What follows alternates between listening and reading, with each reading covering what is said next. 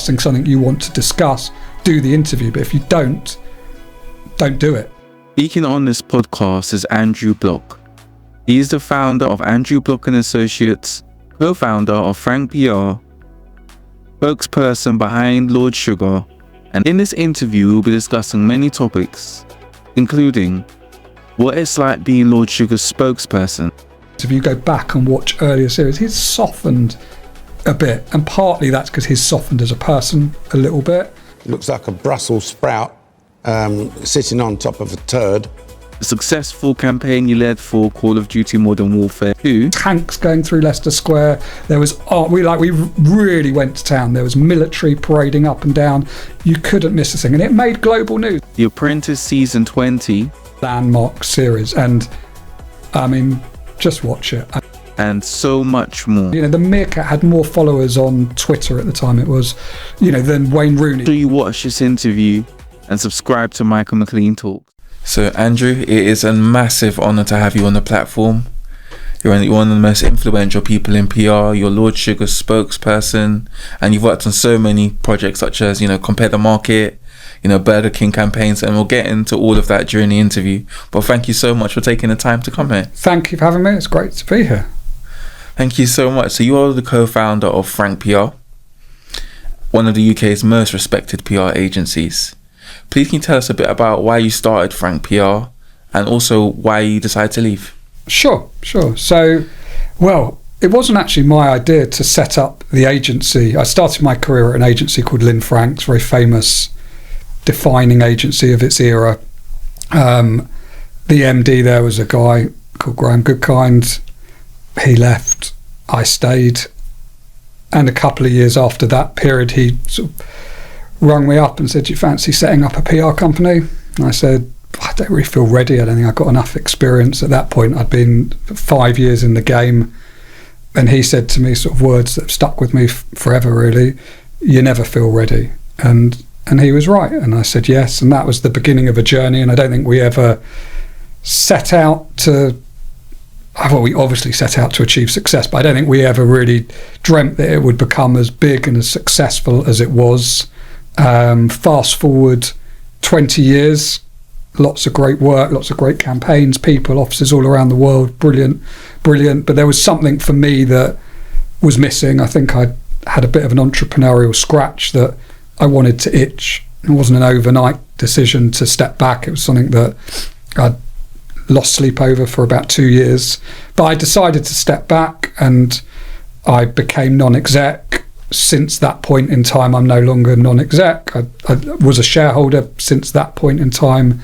That shareholding is now gone. We sold the business to the employees, became an employee ownership trust. So obviously I still follow it closely, but it's not my story to tell anymore, and it's lovely in a way to sort of watch how great it's doing without me.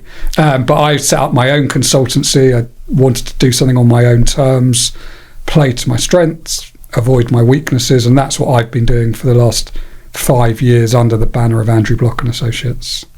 So on the point of Andrew Bloch and Associates, so please just tell us about, why you set it up, what you're currently doing, what you're currently working on. I think it'd be good to touch on this at the start of the interview. Okay, sure. It's a relatively straightforward business, but it's complex at the same time. I think going back to what I was saying earlier, one of the things I didn't want to do in my sort of next era of my career was have loads of employees. I wanted to work on my own terms, wanted to have my name above the door, wanted to focus on what I loved, which was advising, consulting, making deals. And the way that I've done that is by working with partners. So there's several different bits to my business. So the first bit is M&A, mergers and acquisitions.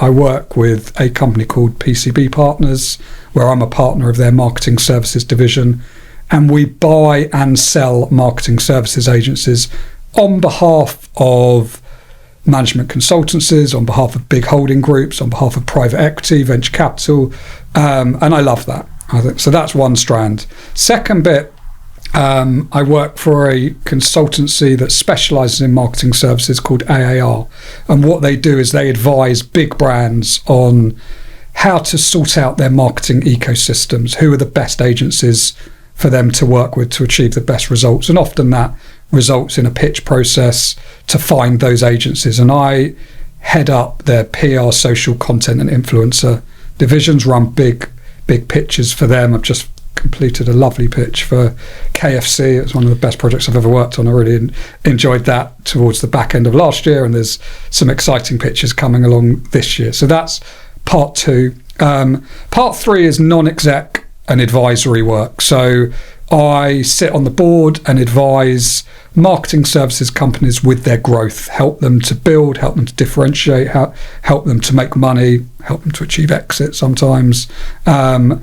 Couple of those companies I've sort of invested and got deeper into. So there's a business called Stacked, which comprises of a PR agency, a social agency, a web design and UX agency, and also a platform to help people hire freelance PR social content people.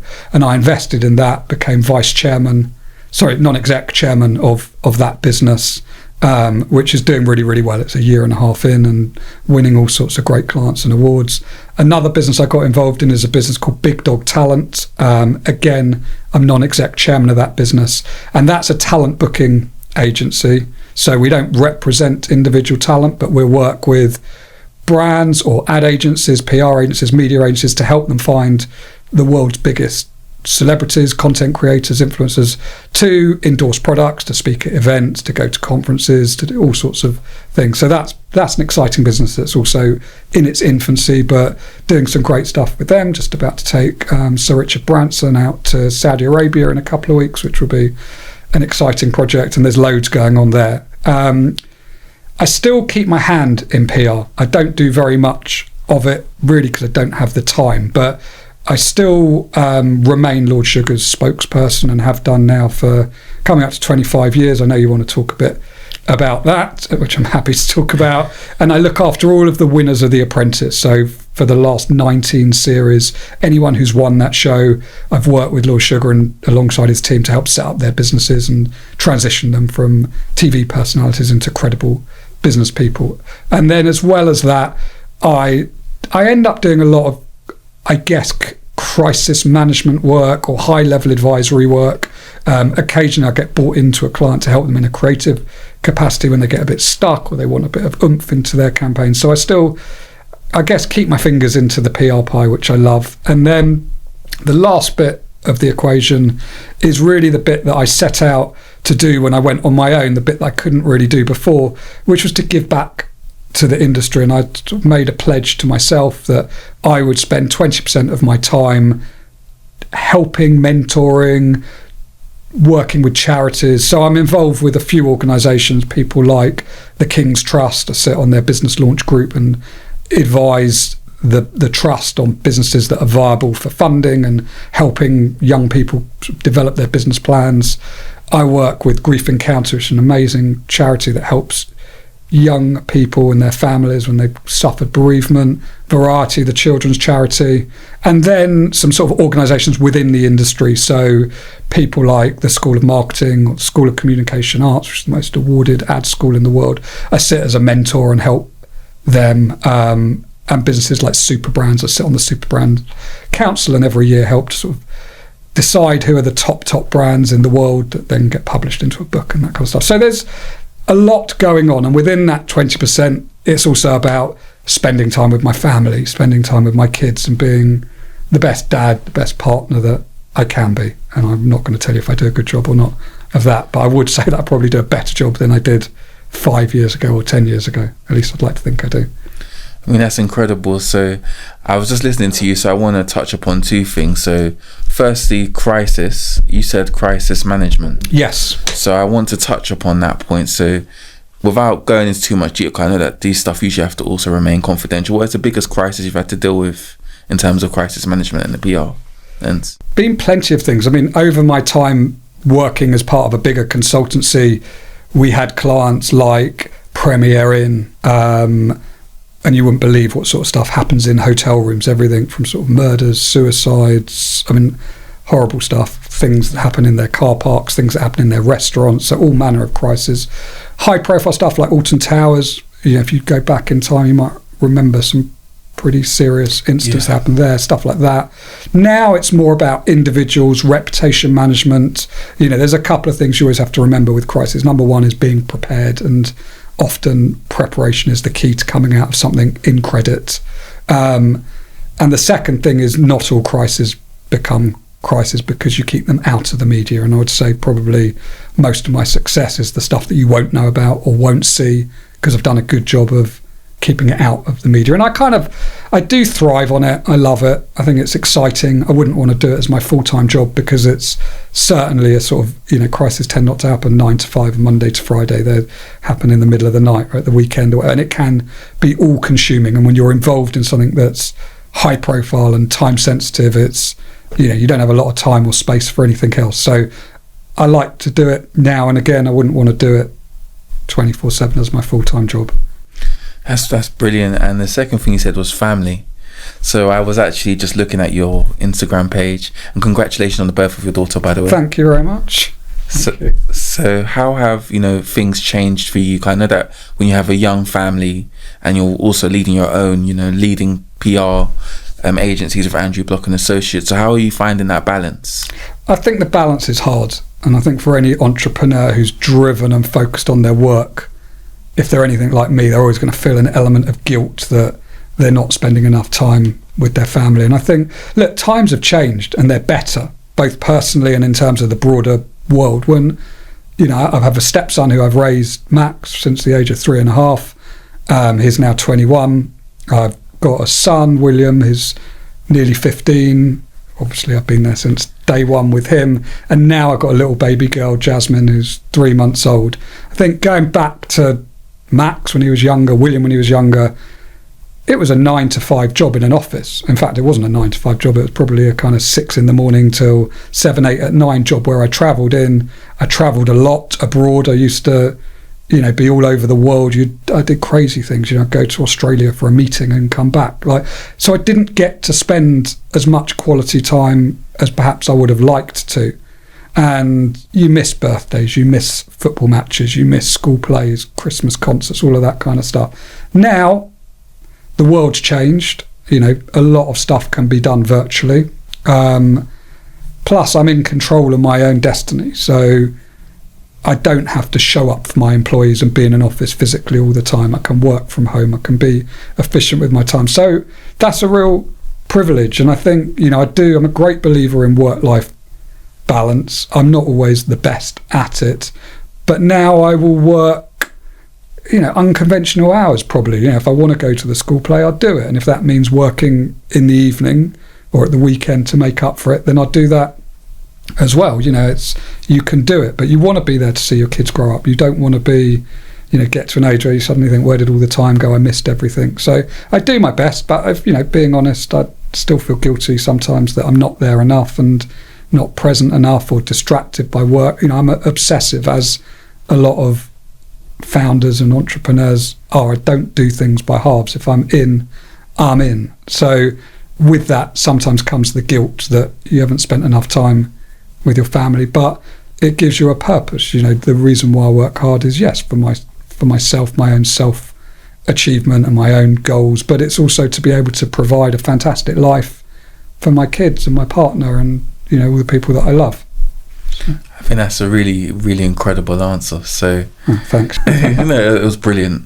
Now, one thing I'd like to touch upon is one of your biggest PR campaigns. Sure. So Compare the Market. Yeah. So please just tell us all about it, how you came up with the idea of the meerkat, how you led a campaign which led to one of the most recognisable brands, I would say, in the UK. Well, first of all, it's not my sole achievement. There's a team of hundreds involved in it. But going back, we had a client, Compare the Market.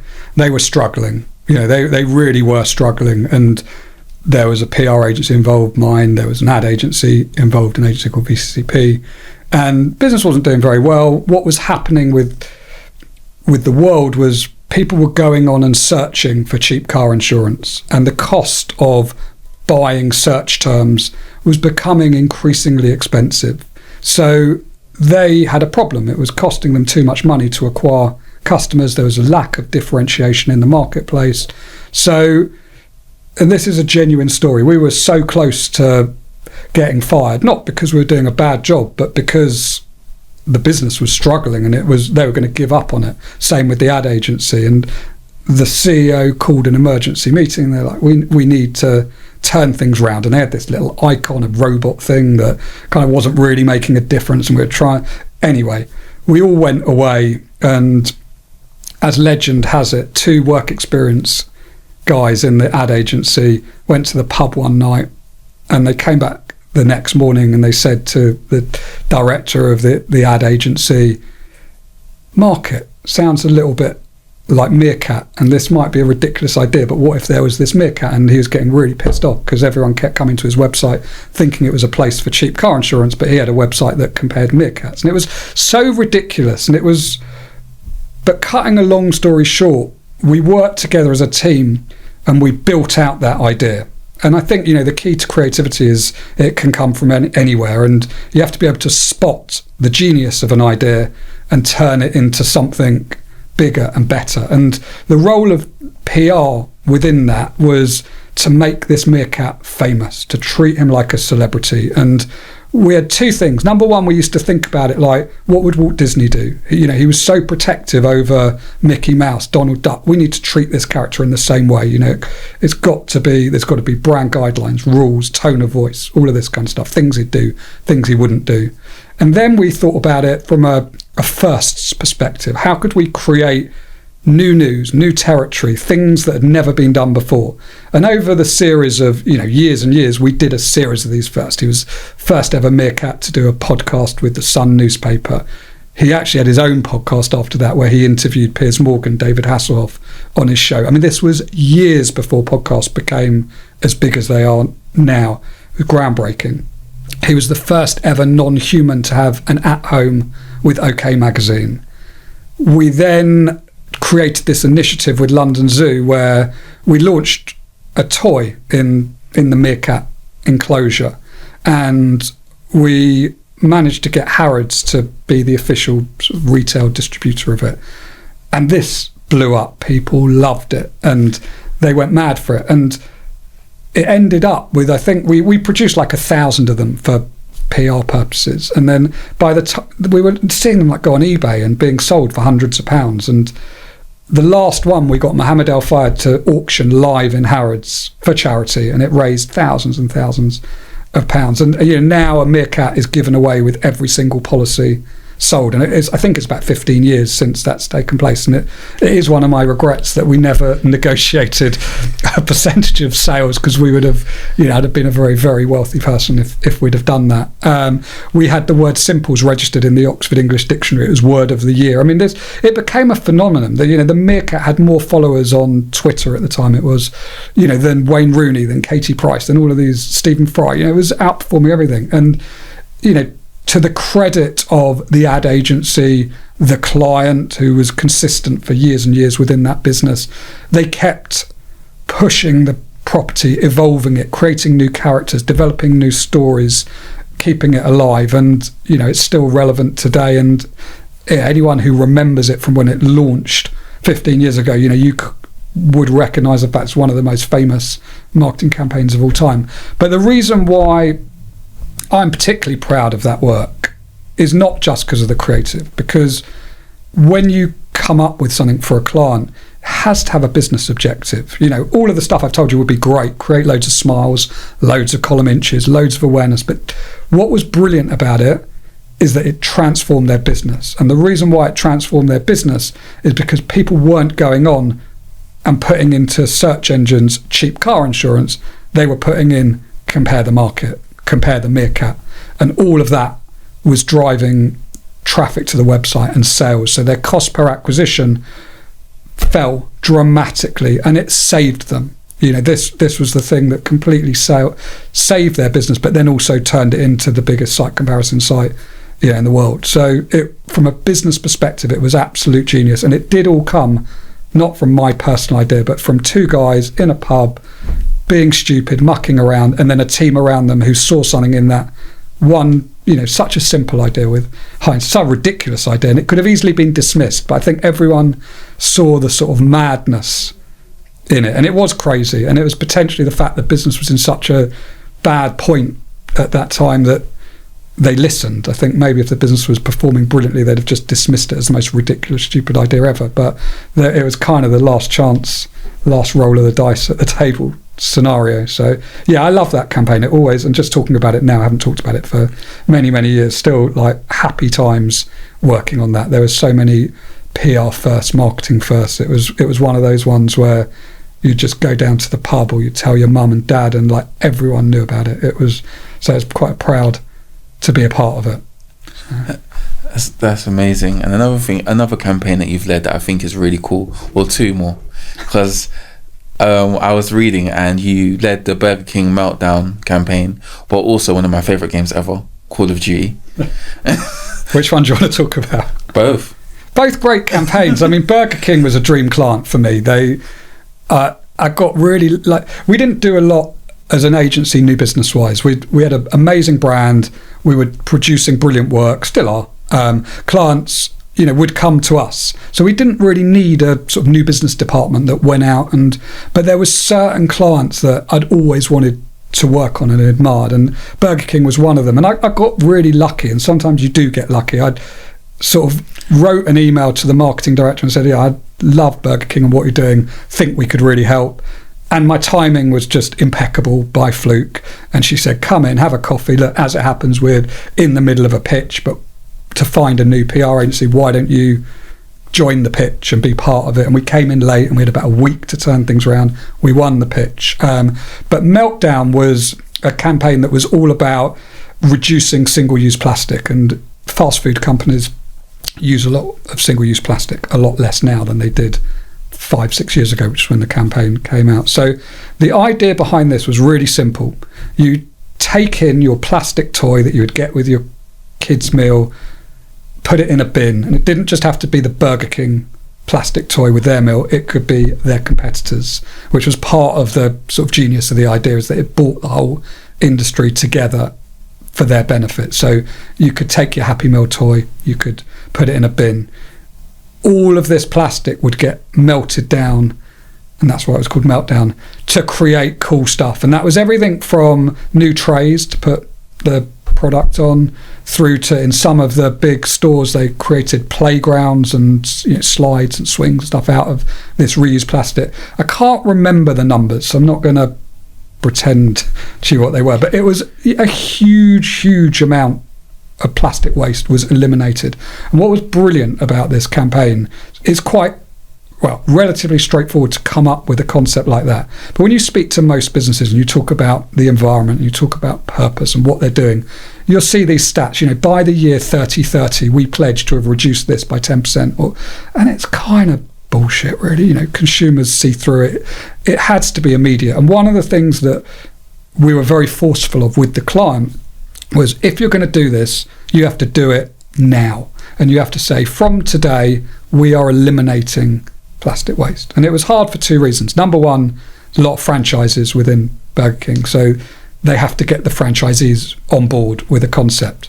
The reason why that was even more challenging is because kids love plastic toys. I remember being a kid and pestering my mum and dad to go and buy me, a meal just because I wanted that shitty little bit of whatever it was that came for free with it. So they were worried, is it going to impact sales? So we had to brainstorm cool ways and creative ways to get around that. And there was all sorts of stuff. Actually, McDonald's has been doing this quite a dry sort of, here's a boring book. And kids, whilst they should love books, don't love books. We didn't want to go down that route. So we found some really cool, like, sticker packs, collectibles, all different sorts of things that would replace the plastic toys and be equally aspirational, if not more aspirational, to kids. And then this is where the business deserves huge credit. They got everyone on board, and I think it was roughly about 3 months from the inception of the idea to executing it that they were ready to say no more plastic toys with your meals. And it achieved so much publicity, and there'd been like a documentary on the BBC about 9 months before, which had kind of triggered the idea of these two girls who were writing to different fast food outlets and pledging them to be kinder on the environment. So we were able to sort of almost do it as a response to those two girls, and that made national media. And then we created this big melted plastic toy which we put on the banks of the Thames. It was like a bunny in a car that was melted down, and just to sort of bring the story to life from a visual point of view. So lovely campaign. It was lovely creatively, but it also had a real impact, which, not everything I do has a purpose from that sense in terms of the environment and doing good. But when you can do something nice, it always is nice to do. So that was that one. Call of Duty was a bit of a dream for me. It was, I grew up gaming. We won the Activision business, and I couldn't quite believe my luck. To be honest, I'd have been happy if they didn't pay us and just got free games. But they did pay us, and they paid us very well. But I think one of the things that was a real challenge for us was getting the media to understand how big gaming was, and really gaming was big. The numbers that they were doing in terms of sales and distribution was bigger than some of the biggest movers out there. Yet the media had this perception, spotty kids in their bedroom, playing in their pants. It's for, they still saw it like that. It was really hard to get them to understand this is entertainment. So we thought, okay, well, this is a massive launch. This is, potentially going to be the biggest launch of all time in the entertainment industry, across the genres. This was Call of Duty Modern Warfare 2. So we took the parallels of the movie industry. We took over a cinema in Leicester Square. We had the big red carpet celebrity event. It was actually a camo carpet. We had all of the celebrities that were doing the voiceovers, plus, a guest list that was to die for in terms of the interest to the media. Not just gamers, but gaming fans that you wouldn't have necessarily expect. I remember like Goldie was there, Vernon Kay, loads of top sort of models and actors, all of the voiceover characters, and we played in the cinema the footage of the game. We had the actors, the voiceover actors, on stage as they would be in a movie premiere, and all of a sudden the media woke up. They were like, blimey, this is big. And there were tanks going through Leicester Square. There was art. We really went to town. There was military parading up and down. You couldn't miss a thing, and it made global news. It was on national news. It was absolutely everywhere, and the game was the biggest entertainment launch in history. And then the next year we had to sort of go bigger and better, and we went to Battersea Power Station, and we had people parascending down the tunnels and 3D light shows, and we had global tournaments with celebrities playing each other from all over the world.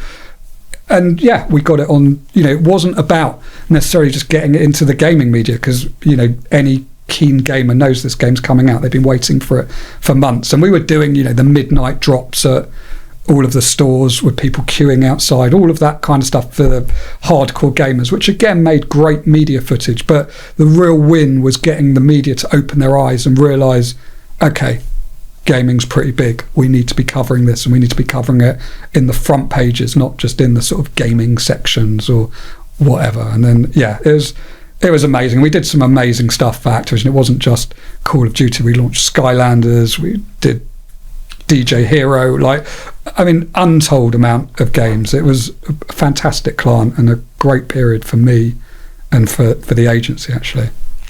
That's incredible.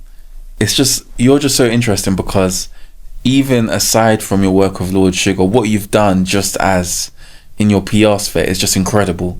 So we're going to touch on Lord Sugar now, but thank you just for sharing this whole first part of this interview just on all of your experiences. No worries. It's a bit of a trip down memory lane. I haven't talked about a lot of that. It was, some of this stuff was 10, 15 years ago, and that's what's amazing, really, because it still resonates with so many people. Anyone of that generation will remember those campaigns, even though they're so long ago.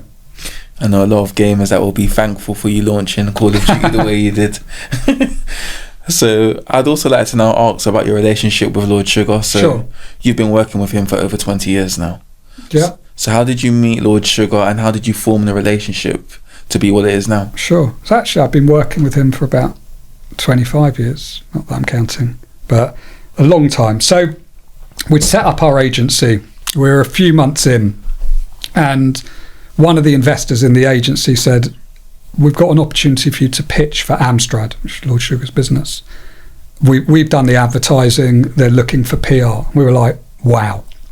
And he was in the headlines. He'd just been made Sir Alan Sugar a few months before. And Amstrad, was one of the leading electronic brands out there. And we did this pitch, and it was a big opportunity. The agency had been going a few months. Our clients were really, to be honest, family and friends, people that felt sorry for us. This was like the first sort of outsider pitch. And we went to town. Boy, did we go to town. We put everything into it because it meant so much to us. And the marketing director is a guy called Alan Hopkins, lovely bloke, still stay in touch with him today. And cut a long story short, we lost the pitch, and he phoned us up and he said, look boys, you're great, but we don't really need this sort of PR. All we really need is a couple of people on the phone placing this product there, placing that product. We'd gone to town, we'd given them the Rolls-Royce solution through enthusiasm, not through anything else apart from the fact we wanted to win it. And we were like, oh, for f***'s sake, I was gutted. And we put the phone down, and I can't remember how long it took us to phone back, but I'll tell you, it was that day. It might have been the next day, I can't remember. But we phoned back and we said, look, we know you said we haven't won it, but we really want this. And the only reason we sort of went to town so much was because it's so important to us. And of course we can do all the basics. We can do that with our eyes closed. And if you don't want the extra stuff, that's fine, in time maybe. Anyway, so he reversed the decision. It was a great lesson in sort of never giving up, never taking no for an answer. So we won the business, and at the beginning, the strategy really, strategy is too strong a word, but kind of felt there was no advantage of getting to know Sir Alan Sugar. He had a bit of a reputation for being fierce, had a bit of a reputation for not particularly liking agencies, and we were getting on great. The marketing director loved us, we were doing really good work.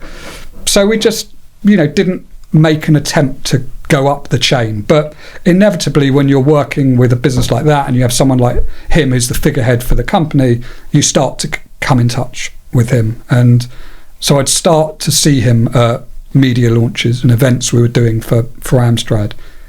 And that's how our relationship sort of began to start, just slowly. And when you do someone's PR from a personal perspective, trust is critical. You don't just jump into bed with someone overnight without knowing them. You have to trust them. And he'd worked with Nick Hewer, who was originally the sort of one of his sidemen on The Apprentice for years and years and years and years. And Nick had retired, and I think he was he had a gap, and he hadn't, I guess he knew he had to fill it, but he didn't know how he was going to fill it. And we got to know one another, and the relationship just built over time. I think I got to learn his style, he got to learn my style. And now we can sort of finish each other's sentences. I know what he's going to say before he's even said it. But I also know how he works, how he likes to operate. And so that relationship's just built and built. And I think his profile has built and built. Obviously, he's always been hugely into promoting entrepreneurship and encouraging young people to go into business, all of that kind of stuff. And it started off in schools and going around to different schools, and we'd talk to 50 kids, 100 kids. When Gordon Brown was in power, he got made enterprise czar, and the platform became slightly bigger. We were working with Ed Balls at the time and doing these big road shows and hitting 2,000-3,000 people at a time. So it was getting bigger, and we'd gone to Oxford University and gone to Cambridge and all these sort of places, which we still do to this day because he loves talking to young people. But The Apprentice came out in America. Donald Trump was the host, and there was rumours it was coming to the UK, and he fancied the gig. And what became obvious to me relatively quickly was the reason he liked it is because he saw this as a platform to inspire millions of people. So whilst you can spend an hour talking to 50 kids in a school and they're never going to forget that experience, you can spend an hour on a TV show and hit 10 million people, and it's a better use of your time. So he got the gig. I don't think he was necessarily the obvious choice. He was well known, but he wasn't a household name like he is now. And he's made it his own. And we're about next Tuesday is the media launch for the 20th series of The Apprentice, which is such an incredible milestone. And I don't think he would have ever expected it to last that long. I definitely didn't expect it to last that long and still be as popular as day one. I mean, it's the most amazing show, and it's been brilliant to be a part of it with him. So yeah, and then he's a man that has lots and lots of different business interests, lots and lots going on. So over the years, I've been involved in all sorts with him. You never quite know what the next phone call is going to be and what he's got involved in. And of course, with The Apprentice, there's been 19 winners to date. There's actually been 20 because one year 2 people won. So there's been all different sorts of businesses, and everything from recruitment business to gyms to cakes to you name it. There's been all sorts on that have come with that journey. So you never get bored. I don't. Everyone says, "Oh my God, you're doing The Apprentice again." I'm like, bring it on. I watched the first episode a few weeks ago, and I was like buzzing with excitement. It's great because it's such a good show. It definitely is, and it's definitely one of the most popular reality TV series around. When I was even reading from The Sun, I think a couple of days ago, that a part of The Apprentice is going to be in Hong Kong, which I think is exciting. Yeah, they filmed the first episode of the 20th series. They fly the candidates out to Hong Kong, the boardrooms in Hong Kong. I mean, it's actually breathtaking, the cinematography. It's like if you imagine all of the London skylines and everything, it's now sort of the Hong Kong skyline. But it's brilliant. I won't reveal too much in case this comes out before it airs, but it's probably one of my favourite episodes ever for The Apprentice. It's fantastic. It's amazing. And what have you learned from working with Lord Sugar? I've learned a lot. I mean, there's business lessons, there's life lessons. I think I've learnt about loyalty from him. Yeah, he's very, very loyal to people that don't let him down. He's very honest. He's a man of great integrity. I've learnt the power of brevity in communications. You have to be able to get people's attention quickly. You have to be able to tell them what you want and respond quickly. He's someone that, you don't write him an email with sort of 5 things. You ask him one thing at a time, you get a response back one thing at a time. So that style of communication, which a lot of CEOs use, I learnt from him for sure.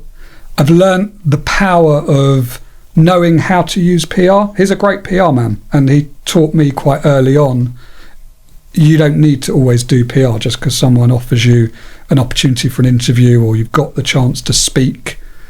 Wait until there's an objective that you want to achieve from it. So if that's promoting the next series of The Apprentice, or if it's launching a new business or discussing something you want to discuss, do the interview. But if you don't do it, and they're still going to come back to you when at the top, when the time's right for you. And I think now a lot of people could learn from that. A lot of entrepreneurs, CEOs that talk for the sake of it, and you kind of think, oh, what are you talking about? So I've learned to reserve your media for when you need it. That sort of keep your PR in your pocket for when you need it. I've learned that from him. But I think probably the most valuable thing I've learned from him is just when you love what you do, it doesn't feel like work. And he is approaching his 80s. He's got everything you could possibly want: the boats, the homes, the planes. He's a massive family man, like such a brilliant husband, dad, grandfather. He still loves work, and he manages to balance it all. He doesn't need to work, and I often have questioned, why are you still doing this? You've got more money than you know what to do with. You've got this amazing life. You don't need work. But actually he does, and he loves it. And I think what I've seen with him as he's sort of matured in the 25 years I've known him, he's more selective about what he does. He likes to break new ground and do things that he's never done before. He did The Apprentice in Australia, for example, because he'd never been to Australia. He wanted to do it as a new experience. If they asked him to go back and do it every year for the next 5 years, would he do it? No, he's kind of done it. There's various things we're working on now which are complete firsts, things that he's never achieved. But he's done documentaries on his life, lots of them. Would he do any more? Nah, done it. Can't be bothered anymore. But he still works. He still loves it. And for me, that's, I never think about retirement. It's about, as long as I get out of bed every day and I enjoy what I do, then don't question it. When you question it is when it becomes a burden. You're not enjoying it. It's a drain on you. But as long as you can find the thing you love and channel your energy into it, there's no reason to ever sort of step down. I think he'll get wheeled away from his desk in a coffin, and I'm sure I'll probably go the same way. So not for a while, hopefully, for either of us, but yeah, hopefully not. So yeah, I've learned so many different things, and I think with Lord Sugar, what you see is what you get to an extent. What you see on The Apprentice is unscripted. As much as people like to think he's fed lines and stuff, it's all his own. He does it all himself, but it is a bit of a caricature. And I think obviously this is factual entertainment. There has to be an entertainment element to it. So he's a bit meaner, bit grumpier, bit more jokes. Everything is a slight extension of what is the true version of him. What you don't potentially see is the kindness, the loyalty, the softer side of him. And I know in the past, his wife, Lady Anne, who's fantastic, she's got upset at times that he's been perhaps portrayed as a bit of a meanie, and she doesn't like it. And definitely over the years in The Apprentice, if you go back and watch earlier series, he's softened a bit, and partly that's because he's softened as a person a little bit, and partly it's because he doesn't want to be portrayed in quite the same way. Yeah, well, I mean, I would definitely, as I've seen The Apprentice progress, it's just so nice just to see, how you're always taking things up a level. How do you always generate new ideas of how to make this series more entertaining? Because back when The Apprentice started, there wasn't as many reality TV shows as there are now, but still you managed to top the ratings. So how do you manage to constantly raise the bar? It's a great question, and it's consistency. And Lord Sugar should take full credit for this, because he is the one that will not let BBC, Fremantle, MGM, any of the people involved in the production side, muck around with the format. And he saw in America what happened with The Apprentice, and they had success. If you watch the first series of The Apprentice in America, it's a great series, and I remember seeing it for the first time, and the candidates on it are exceptional. I don't think Donald Trump was brilliant on it. He was okay, but it was the candidates. And then you saw them start to sort of tweak it. It went a bit Big Brothery. They were all living in the same house, and there was loads of behind the scenes type stuff and much more like off camera. They did a bit of it in the UK, but not to that extent. Then they did celebrity versions. Then they brought in different hosts, and there was Arnold Schwarzenegger did it, Martha Stewart did it. They kept mucking around with it, and it kept losing ratings. With The Apprentice, what you see in the UK is a format that's remained consistent since day one. There's been one tweak which came 7 years in, I think it was, when they changed the prize from £100,000 salary to a £250,000 investment. And I think they needed to do that because there were challenges with offering those sort of big money jobs. It wasn't as aspirational as it was when the series started. But yeah, apart from that, everything's remained the same. And I think viewers like the familiarity of it. And it is up there with the most popular shows for young people. So you have to remember, there are not many people like me that have watched every single episode since day one in 2005. Most people are seeing it for the first time or 2 or 3 series in. So, you'll always get the criticism, oh, they're all morons, they're all fucking idiots. I mean, number one, I would say to you try and do that. It's a lot harder than it looks. And number two, and I think, I'm paraphrasing Lord Sugar here, the cream always rises to the top. You look at the success stories that have come out of The Apprentice. Yes, 18 candidates go into it. And yes, some of them are stupid. Some of them are not great. But there is always a handful of brilliant people in that process. And they're the ones that get to the latter stages. And there's been some amazing winners out of that show. And I think it's the guessing, isn't it? It's trying to figure out who's going to win it, who's good, who's not. There's also that, I find when I watch it, I immediately think, how would I do this myself? What would I have done differently? But it's entertaining and it's fun, and that's why it's called factual entertainment, because you learn and it entertains at the same time, which is why it's so inspirational to young people. And what people don't see is what I see, which is the hundreds and hundreds of letters that come in on a weekly, monthly basis from young people talking about how they're inspired by the show, how they're doing a version of it at their school, how they're doing these apprentice-themed challenges. So yeah, I mean, that's, to me, that's the legacy of the show. So. I think it is. I think you couldn't be more right. There, you know, the format of The Apprentice, even what you and Lord Sugar have achieved, is just iconic. When I think of Mission Impossible, I think of Tom Cruise. When I think of Marvel, I think of Tony Stark.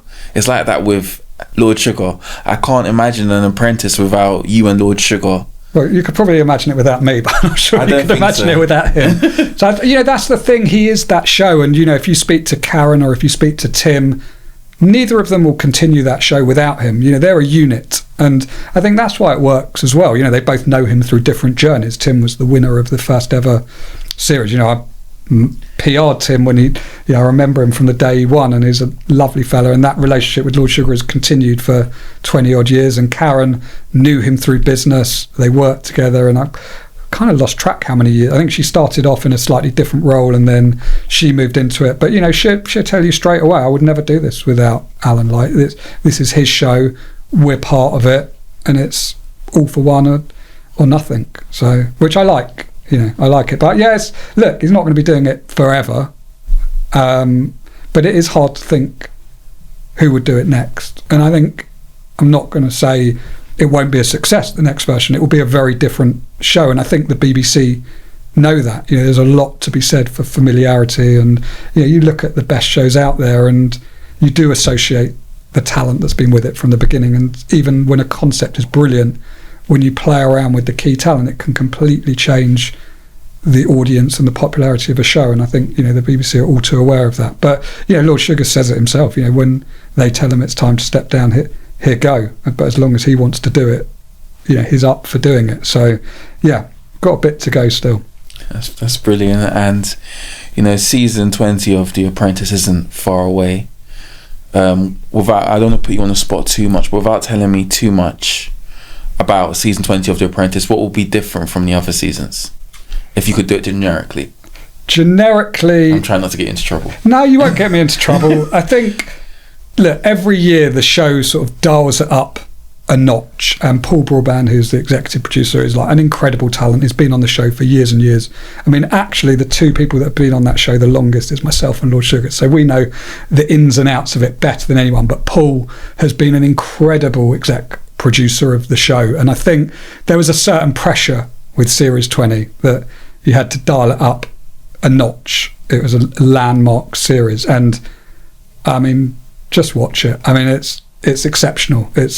I think there's brilliant candidates. It's more of what you know, but just elevated, I think, in terms of the production, and just every bit about it you like has just been dialed up. So it's going to be a good series. And even this year it'll be different because there used to be about I think is it 20 candidates this year? There's 20, so there's normally 18. They've added 2. So. Wow. Which I wouldn't say is the biggest format change in the world, but it just felt right to have 20 candidates for 20 years of the show.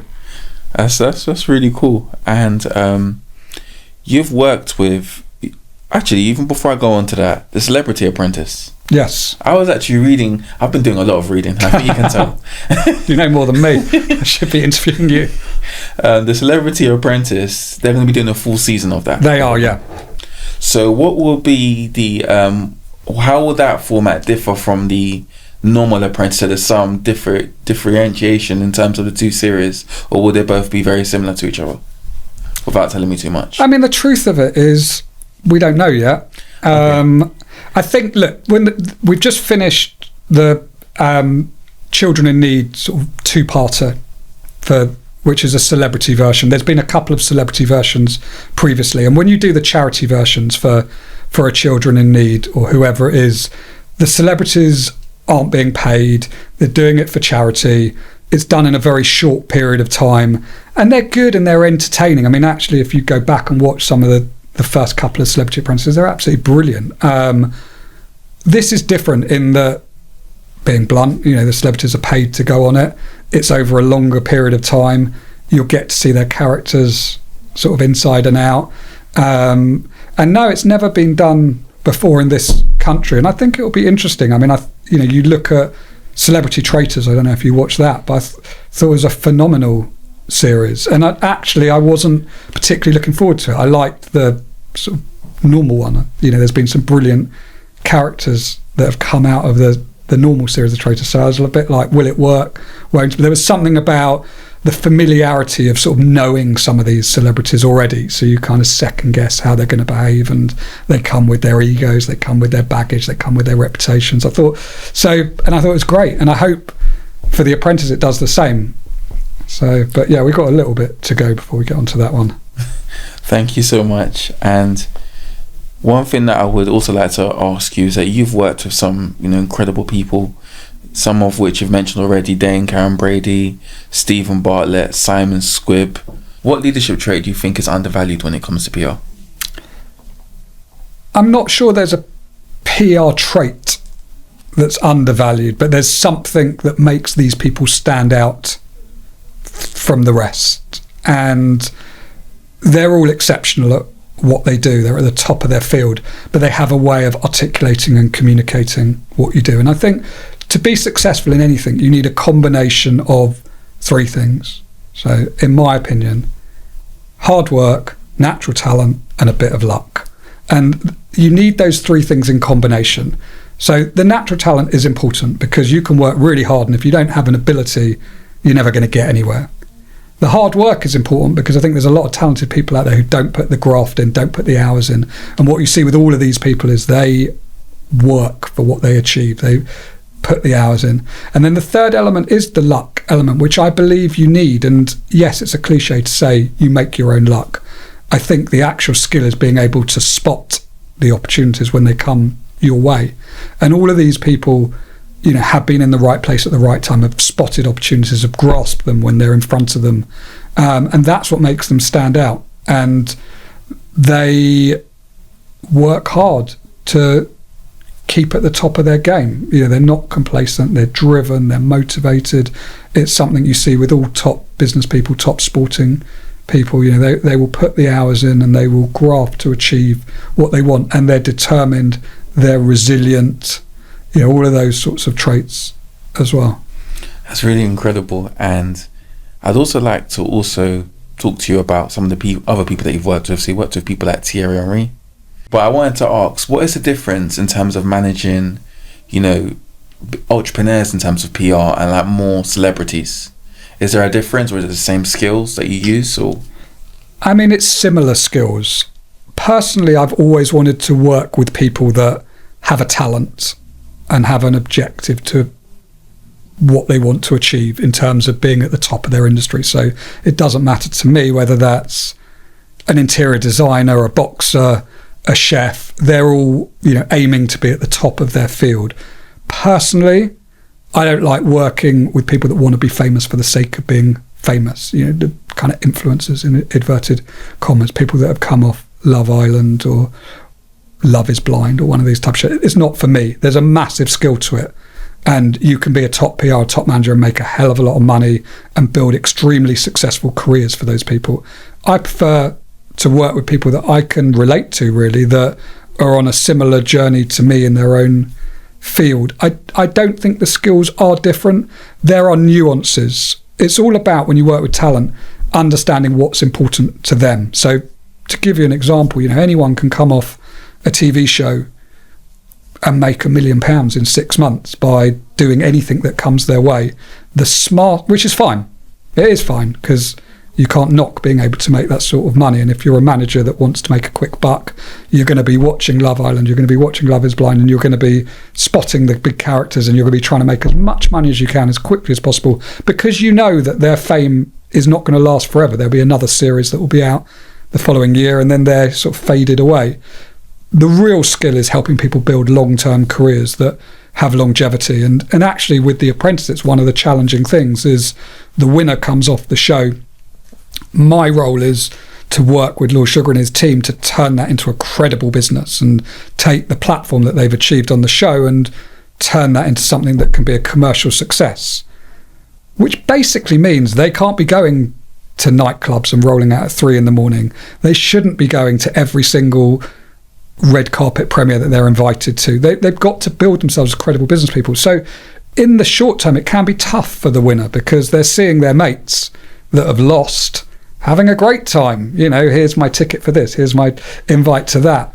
It's not to say they can't do it. And, my job is not to be a nanny to them, but it's to sort of say to them, you're trying to build yourself as a credible business person.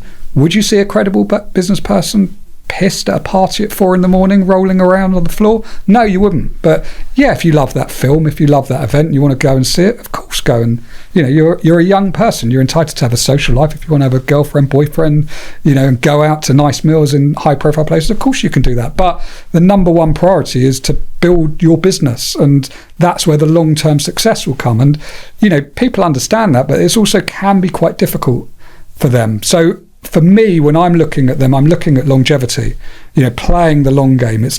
I'm not there to try and make them money in the short term, which of course I could.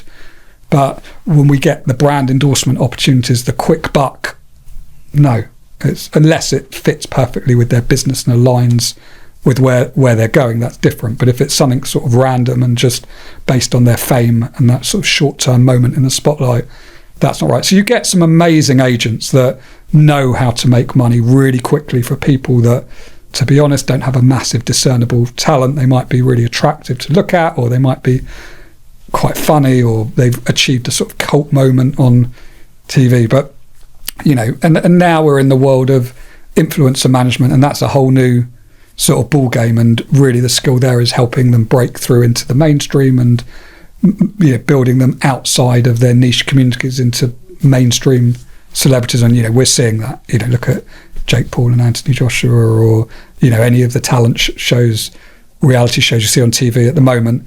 Angry Ginge winning I'm a Celebrity. These are breakthrough moments in culture that we've never seen before, and you rewind 5 years ago, you'd have never thought that would happen. But the media understand they need to cast these type of people. So the role of an agent, the role of a PR, is understanding all of these things. And you've always got to really manage your client in the right way to help them achieve their objectives, rather than do what makes you rich in the short term. I think what you say there is quite profound, because I think that there's two types of influencers. There's influencers that just show off the car and the house and the nice clothes, and there's the influencers with a purpose. I think that one thing that's happened post-COVID is that people are taking more to the influencers with a purpose. So you're Simon Squibb, or you're Stephen Bartlett. So for you, why do you decide more to go with influencers with an ethos, rather than trying to go the route that other people have gone, where they're just getting behind the influencers that can get lots of likes and comments and stuff?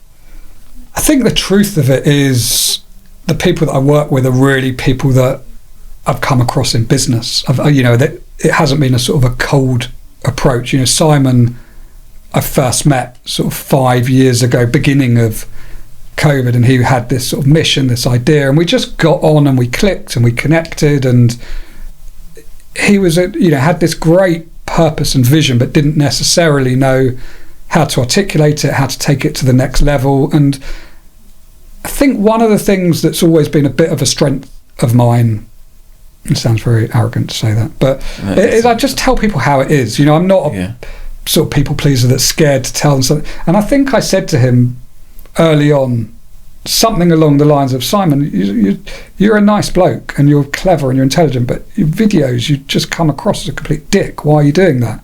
Mm-hmm. And he said to me, you have to do it. You're an influencer, so you've got to start your videos like, hi, I'm Simon, I used to be a multimillionaire and now I'm this and now I'm that. And I was like, yes, but you can do it in your own way. When you talk to me, you don't kind of talk in anyway. We sort of worked on that a little bit.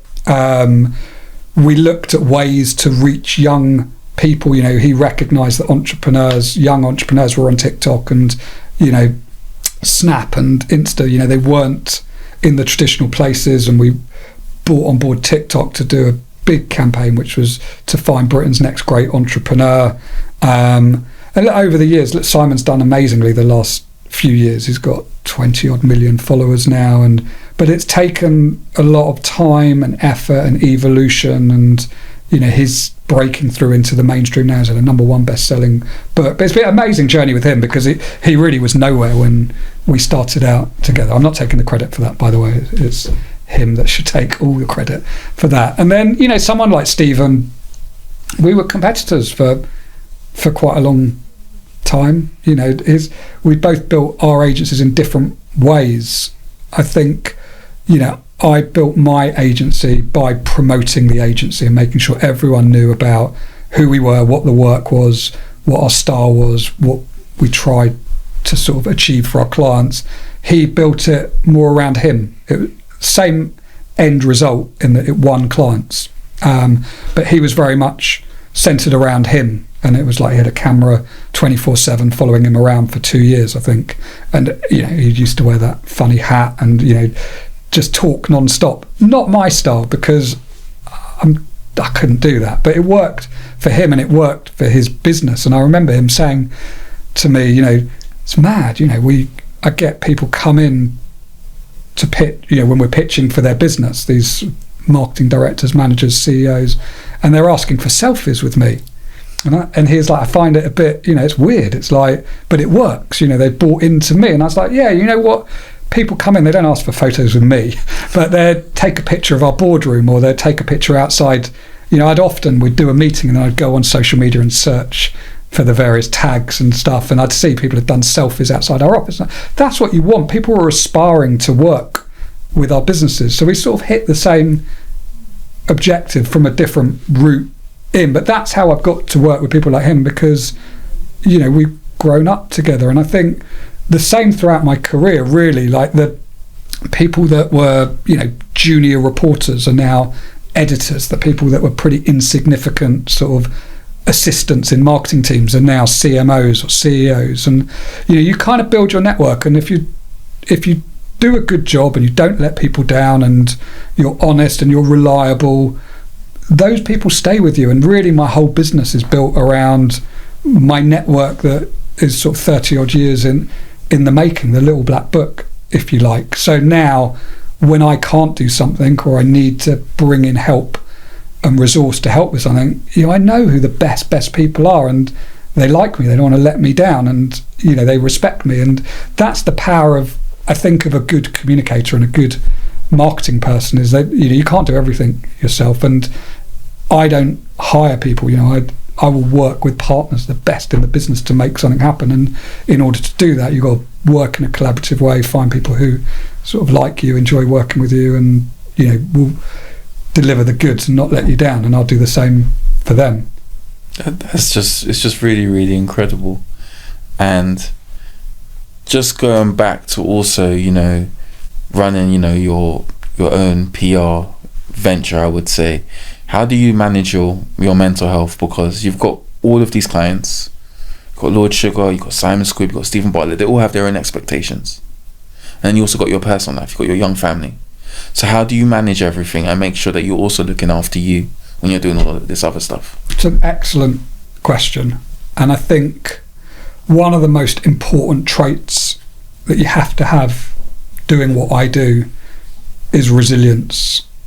And I think, you know, look, my mantra has always been, don't get too high on the highs, don't get too low on the lows. You know, there's lots of highs and lows in this business. Actually, I've taken some pretty harsh lessons in the last few years, especially in the M&A world, where I've sort of not managed my own expectations particularly well, and thought a deal was sort of about to happen, and at the nth hour it got pulled away. And I found that quite tough to deal with. You know, equally throughout my career, you know, we'd lose a big pitch and it would be disappointing, or we'd win something and you know, you can get a bit carried away and then you don't focus on everything else. So I've always tried to keep a balance, and I think that's really important for your mental health. I think it's important to understand your boundaries and know when to say no. And, you know, my partner she's a psychologist, psychotherapist, so she'll always say to me, I'm a people pleaser and I say yes to too many people. But I have got better at saying no. But I like to help people, and it sort of makes me feel good, but sometimes that can be to your detriment. And I think as I've got older, I've learned to step back and think, what's important? You know, the world isn't going to end if I go to a school play for an hour or drop my kids off at school or whatever. You know, you have to find some balance. But what the world of, you know, mental health in our industry, full stop, is, it's not great. It's not a great place because it is a high-pressured, highly demanding profession. So the most important thing you can do is to have some self-awareness and not be scared to talk to people. And I think sometimes, especially as males in the industry, it can be seen as a weakness to not talk about pressures and stuff like that. And I can tell you with lots of high-profile people that I work with, business people, talent, everyone faces moments where they're dark and it's hard and they just don't have that determination to sort of get out of bed and get on with it. And it happens to everyone. We have a tendency to compare other people's show reels with our behind the scenes videos. So we think everyone else is having a great time, life is brilliant, especially social media portrays that. The reality is we're all dealing with our own struggles, our own troubles. We've all gone into meetings with off the back of an argument or off the back of losing a bit of business or worried about money or whatever it may be. You have to not be too hard on yourself and take a break. And I think, look, I've always been blessed that I think I have quite a high tolerance to stress. I think I am pretty resilient. But of course, when you're pushing yourself, you're not doing your job if you're just walking in with your eyes closed. You're not doing your job if you're standing still. You have to be moving forward. Otherwise, standing still is just going backwards. When you've got that type of personality, there is always a danger you'll burn yourself out. So you have to be alert to the signs. You have to teach yourself to know when to take a break and to switch off a bit, even if you feel guilty about it. And we are in an era that we're expected to be on 24/7, but there's things, I don't have voicemail on my phone. I don't want that. I don't have the blue tick on WhatsApp. I don't want people to know when I've read their messages or when they do. These are things I've done to protect myself because I pride myself on my ability to be quick, but sometimes that can be to your detriment. And I can promise you, if I emailed Lord Sugar now, he would reply by the time we finish this interview, guaranteed. I'm the same. That's why we get on. But sometimes that can be a bit too much, and it's fine when something's urgent. It's urgent. You have to deal with it.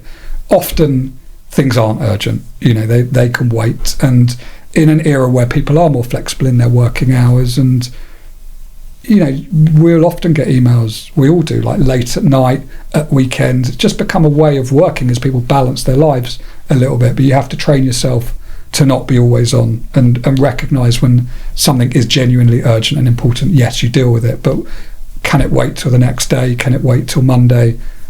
Often, most cases, it can. So you have to be self-aware, but you can't underestimate, the challenge of staying mentally resilient and on top of things. And I think, especially when I was an employer of people, I had to recognise those signs in other people and recognise not everyone was like me, not everyone had the same sort of work ethic or work style. That's not a weakness. They're great at what they did. You have to be kind as an employer and help people and make sure they're not afraid to talk about it, make sure they don't see it as a weakness, make sure they have access to the right tools and the right help. Otherwise, you're not a responsible employer. I think that answer was actually really, really powerful, actually, and it's incredible because there's that dynamic between being kind to people but also being kind to yourself. So what I would like to ask you is, when you're taking on different contracts and stuff, how are you kind to yourself? What goes through your head before you take on something new? We're all guilty of not being able to say no. And I think the first thing you have to recognise is time is your most valuable commodity. We've only got a certain amount of hours in the day. And by saying yes to some things means you have to say no to other things. You always have to think about the opportunity cost of what you take on. When you work for yourself as an entrepreneur, you don't have that stable income that's, I get X £1,000 a month, whether I rock up or don't, whether I'm ill, whether I'm not, whether I go on holiday. You basically, if you work, you get paid, and if you don't, you don't. So you have to have a bit of confidence in your ability over the long term that you can say no to things and it's not going to be the end of the world. I think for me, you got to earn, learn and have fun. So the earning bit is people have to pay the right amount. You need to know your worth. You need to know your value. If someone's not prepared to pay that, it doesn't make them a bad person. it just means they're not for you. So always keep an eye on the commercial side of things. Learning for me is about pushing myself into new directions, challenging myself to be at the forefront of the industry, new technology, working with companies that are bigger and better.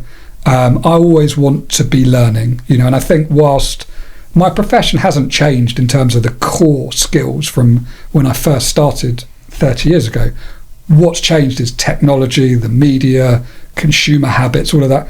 I want to stay on top of all of that, and to do that you've got to work with clients that enable you to keep learning. And then the third bit, having fun.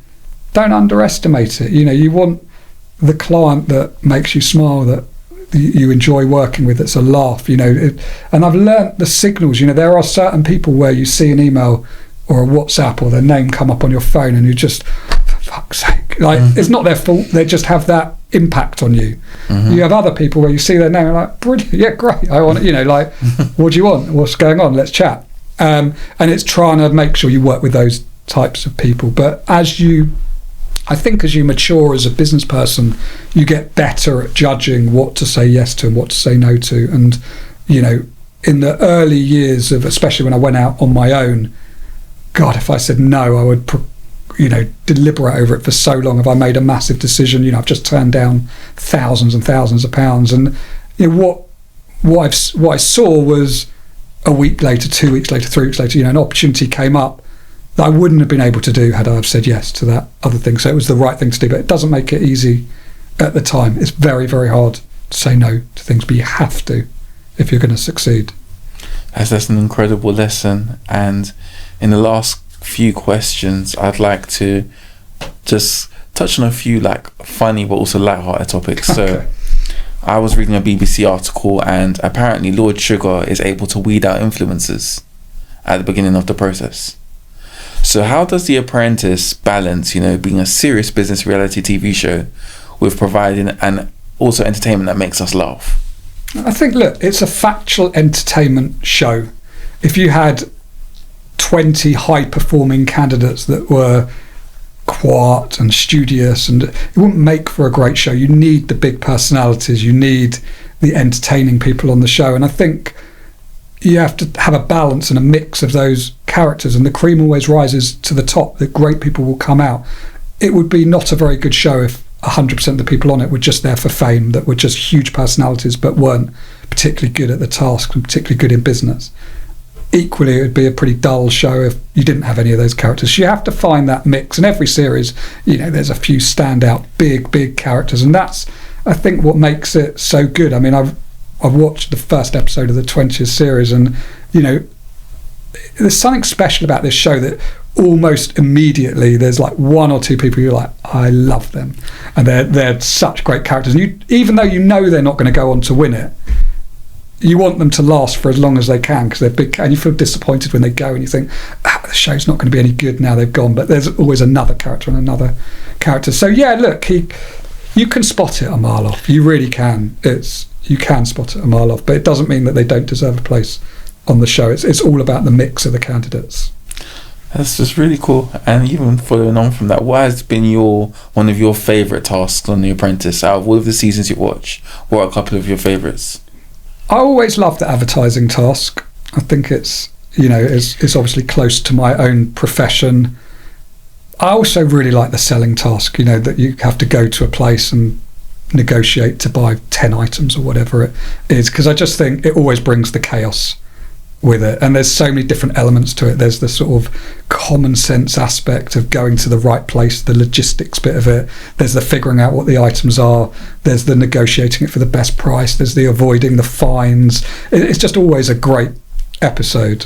So yeah, I think if I had to choose, that the buying and selling, the sourcing and buying of the products would be my favourite task. And the last question I'd like to ask you is there anything you'd like to tell the audience about in terms of what you're working on, what you're doing, and how also they can engage with you if they want to follow you on social media and everything like that? I mean, I won't tell you everything I'm working on because that could be another podcast in itself. Sorry. But it's all the stuff we've kind of talked about so far. But I'm pretty easy to find. If you Google my name or put me into ChatGPT, you'll kind of you'll find me pretty easily. And I'm on X, I'm on Instagram, I'm on LinkedIn, all under Andrew Bloch. And yeah, that's how you find me. I wouldn't be a very good PR person if you couldn't find me. Thank you so much for a great interview, Andrew. I mean, we got through so many questions and it was just an incredible experience. Thank you. Oh, thanks for having me. It's been a pleasure.